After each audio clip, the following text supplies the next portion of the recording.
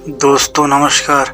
आज मैं आपको सुनाऊंगा एक मज़ेदार और रोचक कहानी जिसका नाम है आत्मा की आवाज़। किसी गांव में एक गरीब ब्राह्मण रहता था। ब्राह्मण गरीब होते हुए भी सच्चा और ईमानदार था। परमात्मा में आस्था रखने वाला था। वह हर रोज़ सवेरे उठकर गंगा में नहाने जाया करता था। नहा धोकर पूजा पाठ किया करता था। रोज की तरह वह एक दिन गंगा में नहाने गया। नहाकर जब वापस आ रहा था तो उसने देखा रास्ते में एक लिफाफा पड़ा हुआ है। उसने लिफाफा उठा लिया। लिफाफे को खोल कर देखा तो वह ब्राह्मण हक्का बक्का रह गया। लिफाफे में काफ़ी सारे नोट थे। रास्ते में नोटों को गिनना ठीक न समझकर उसने लिफाफा बंद कर दिया और घर की तरफ चल दिया। घर जाकर उसने पूजा पाठ करके लिफाफे को खोला। नोट गिनने पर पता चला कि लिफाफे में पूरे 20,000 रुपये थे। पहले तो ब्राह्मण ने सोचा कि भगवान ने उसकी सुन ली है, उसे माला माल कर दिया है। ब्राह्मण की खुशी ज़्यादा देर रुक नहीं सकी।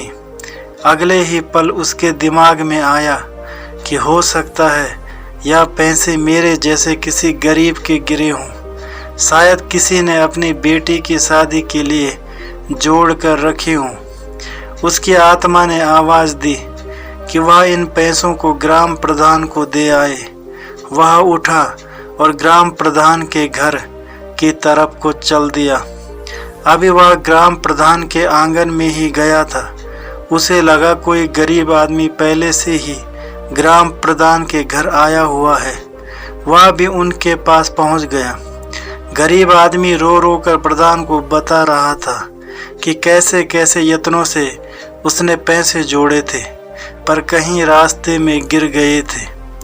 सारी कहानी सुन पर गरीब ब्राह्मण ने जेब से पैसे निकाले और उस गरीब आदमी को देते हुए कहा कि मुझे ये पैसे रास्ते में मिले हैं। आपकी कहानी सुनने के बाद अब यकीन हो गया है कि ये पैसे आपके ही हैं। पैसे देखते ही गरीब के चेहरे पर रौनक आ गई।